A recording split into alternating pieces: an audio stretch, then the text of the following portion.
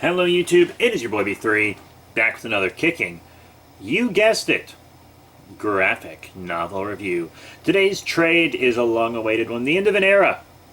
Venom, Volume 6, King in Black. Yes, this volume ties into the King in Black event that pretty much everything Donny Cates has been writing recently was leading up to. Huge event. Dope event, monsters, horror, superheroes, all the best stuff in the world. Loved it. This is the tie-in book. Most of it's tie-ins, and then a little bit at the end is kind of set up for the RVIEW run and Extreme Carnage and things like that. So let me read you the back of the book. Donny Cates and Ryan Stegman bring their 3-year saga to a stunning close. The horrifying threat of the King in Black, all-powerful god of the symbiote race, has loomed large for years. Now, after millennia of imprisonment, Null and his symbiote army have arrived on Earth. But what is Null's hideous agenda? And what happens to Venom when he finally comes face to face with the Lord of the Abyss? Eddie Brock is about to face the biggest challenge of his life. But he's not alone. Who will stand by his side in Earth's darkest hour? And do any of them have the slightest chance of success? Nothing will ever be the same for the Lethal Protector.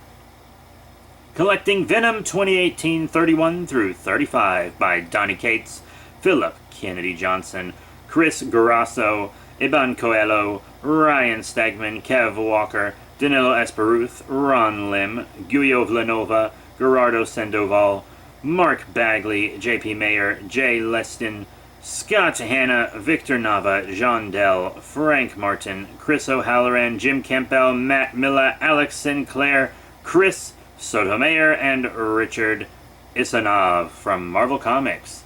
Wow, I don't think I butchered those names too badly. That's probably the best I've ever done on names on the back of one of these books. But yeah, Venom, King in Black. Last book of the run. So we see some stuff from Rex's point of view that happened in like Volume 1, and then it kind of ties into the part in King in Black where Null rips the symbiote from Eddie and brings it into himself and then just drops Eddie off a skyscraper. So we get to see like Eddie's thoughts as he falls, the horrible world he falls into. We get to see what Dylan's doing, how he reacts to this. It was kind of a pointless issue, I'm not going to lie. 32 starts with him, like, in a coma, but he goes into the hive mind where he meets Rex. Yeah, and the hive mind, through the eyes of all these symbiotes, is letting him see what's happening outside. He finds out that he kind of already knew this, but it was expanded on a little bit. The symbiote codexes also have an imprint of the mind of the person that wore it, and the person whose spine the codex was in, which is why Flash Thompson could pilot Eddie and the symbiote earlier in this run, even though he was dead. But Eddie kind of learns of his physical state, and he and Rex try to fight Null from within the hive, along with Flash Thompson, whose mind imprint is there. Spider-Man's being very, he's good with Dylan. You know, we get to see just a lot of stuff that's in the regular event from a different point of view. It's mostly pointless, it seems, except for the whole point of it is just... So the tie-ins are really just to bring Flash Thompson back to life, right? His mind imprint goes into a symbiote dragon that's able to fight in the mortal world. And the symbiote dragon takes on the colors of anti-venom, but it's not an anti-venom. It's odd. There's a lot going on here. Venom's able to go full kaiju, which is pretty rad, but it doesn't last very long, sadly. You know, the God of Light bonds with Eddie, and we do get to see Flash Thompson's body come up out of the grave. And Flash Thompson's return... Okay, so all of these superheroes returning to life constantly just because of the sheer number of times it happens, it feels so forced all the time. Always bringing characters back to life. It feels so forced, but I am glad Flash Thompson's back because I felt like he didn't have enough time as Agent Anti-Venom, if you know what I mean. Like, he didn't do much during his time with that persona, and then he just died at the end of Dan Slott's Spider-Man run, and he's been gone. But his return was very well set up, because, you know, very early, I think it might have been like volume 2 or 3 maybe, I don't know, they had his mind take over Eddie's body in the Venom symbiote, and they had the Grindel symbiote, the Dragon symbiote, not only bring Cletus Cassidy back to life, but give him a bunch of other power and stuff. And Flash Thompson's return was very well set up over the course of 3 years. So, is it forced? Kinda, yeah. But it was set up very well, and I'm fine with it. He stayed dead for an okay amount of time as well, I suppose. Way longer than Wonder Woman, who frickin' leaves and goes to join the frickin' Source people at the end of, you know, that last big crisis, Death Metal, and then just like is immediately back at the end of Infinite Frontier 0 or 1 or something. It's stupid. But yeah, Venom gets a whole hell of a lot more powerful. Whole hell of a lot more powerful. And then he starts... Okay, so I thought this was a little predictable.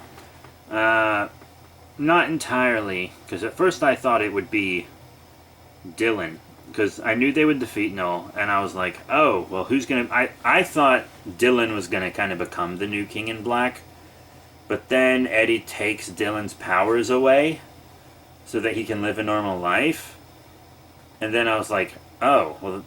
Okay, so it's Eddie then. So I knew that one of them would become the King in Black. I was leaning towards Dylan, but it's still pretty cool. So now Eddie, he has the Venom symbiote, but he doesn't do any like physical fighting with his own body. He connects to the hive mind, and then he pilots symbiotes across the universe, and he sends them on benevolent missions, missions of protection, missions of peace.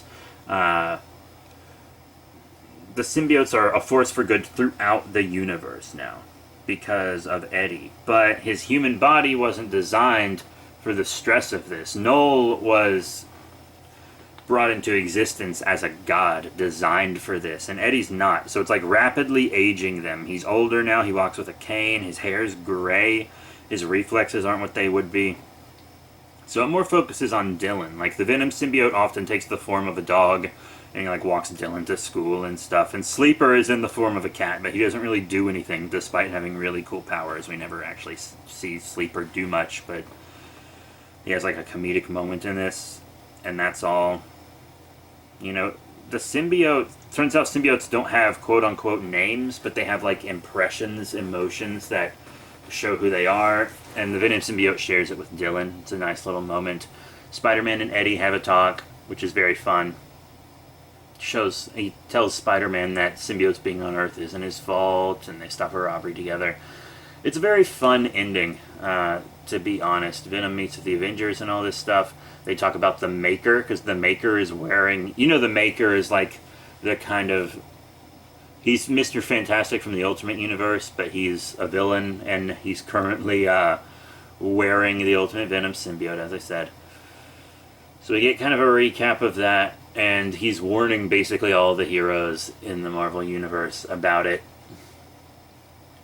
And we do see that, Flash Thompson's alive. He's walking around. Some guardsmen show up to fight a symbiote, and there are some symbiotes bonded to humans, but the symbiotes are a force for good now, so they're helpful. So, like, they're bonding to people that were dying during Null's attack and keeping them alive, or they're bonding to people who had terminal illnesses and curing the illnesses.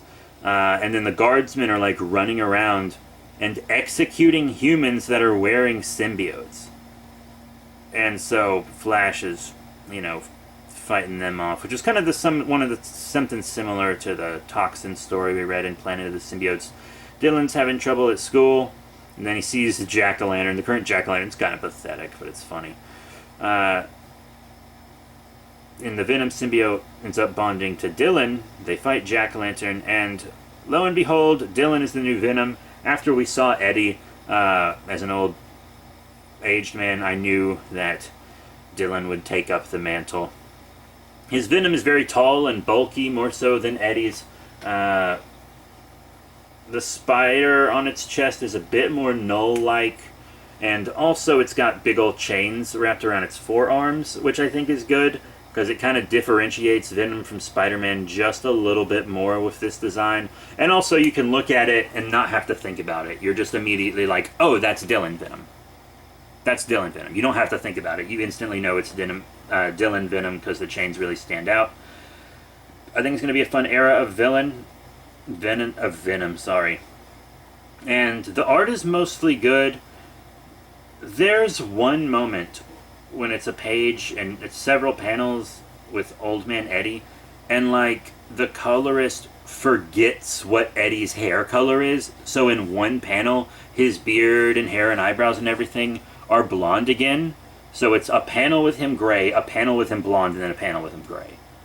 So unprofessional. I can't believe that wasn't caught by anybody. And it's... I even checked the digital version, and it's still on the digital version. Insane. Absolutely insane. Yeah, so it's pretty wild how they just kind of... No one caught that, and no one's tried to fix it either. Pretty unprofessional, pretty big mistake. There is a comic in the back called Mini Marvels, where Venom has a barbecue for everyone who's ever worn a symbiote, and all the symbiotes, and they're kind of like, wow, we didn't realize how many there are, haha. You know, there's always like the, kind of some of the behind the scenes in the back, along with, you know, cover art galleries and stuff. Pretty dope. Cracked that,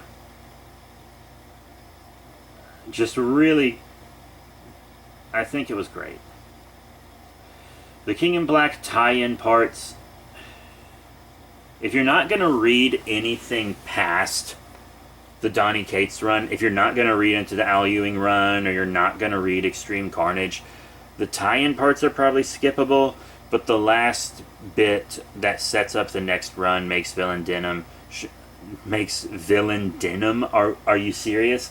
Makes Dylan Venom. It's very late, and I've had a long day. Alright, give me a break. Those are really the main things you need to read in this. But otherwise, you kind of just need to know that Flash Thompson's back. And I like that it seems like we're going to have a lot of Guardsman stuff in the future, because I've liked them since I was a kid, so it's very nice to see it. I used to have this Venom figure that was really cool. I wish I could get another one, and it came with this huge stand that was like a defeated Guardsman in Rubble. Really unique sculpt for that figure, too. I wish I still had it. When I was a kid, my mom threw out all my action figures when I turned a certain age. Like, I was like when I turned 10. Like, as soon as I hit middle school, she like threw out all my action figures, and she threw out most of my comics and movies too. I was only able to hold on to a few things. Like, I convinced her to let me keep my Godzillas, and I convinced her to let me keep the comics that my grandfather gave me, but most of my movies were gone. But yeah, which is probably why I'm a collector to this day, because she separated me from lots of my childhood things before I was mentally and emotionally ready, and therefore I cling to them as an adult. But yeah, that's it for Venom Volume 6, King in Black. Very fun book. I really liked that ending bit that sets up for the next run. I thought it was a fitting end for Cates and Stegman's work. Incredible. It really was. Even if sometimes the tie-in issues seem kind of pointless. It's true, because some of the tie-in stuff to Absolute Carnage felt pointless. That was within the Venom run, and then there was the Venom War of the Realms, which also felt pointless. I don't know. It's a lot of the King in Black stuff did too. So I don't know. Maybe he's not the best at writing tie-ins, but he can sure as hell write a main story. Love Cates' work. I'm trying to read a lot of other Cates stuff. Same with Al Ewing. They're really taking Marvel to a monstrous place. and I really love it. So that's it. Thank you all once again for your support. I don't know what we're going to do next time. I, honest to God, do not know. I have a few things set up. The Flight of the Condor, Volume 1. Star Wars Darth Vader, Volume 1. X-Men Classics, The Complete Collection, Volume 1. Annihilation, The Complete Collection, Volume 1. The Avengers vs. Thanos, Fairy Tale, Volume 1. Aliens Omnibus, Volume 1. X-Men Mutant Genesis, Volume 1. Attack on Titan, Volume 1. The Amazing Spider-Man Marvel Masterworks, Volume 1. Bigfoot, Issues 1 through 4. And Mighty Morphin Power Rangers, Volume 11, Necessary Evil. All of those are probably the closest upcoming ones. But I also have other stuff, like I still got a bunch of Earth 2, Swamp Thing, Brightest Day, Jane Foster, Thor, Spider-Man, Captain Marvel, a lot of stuff to do. So that's it. Thank you all. Support us on Patreon, and I'll see you all next time.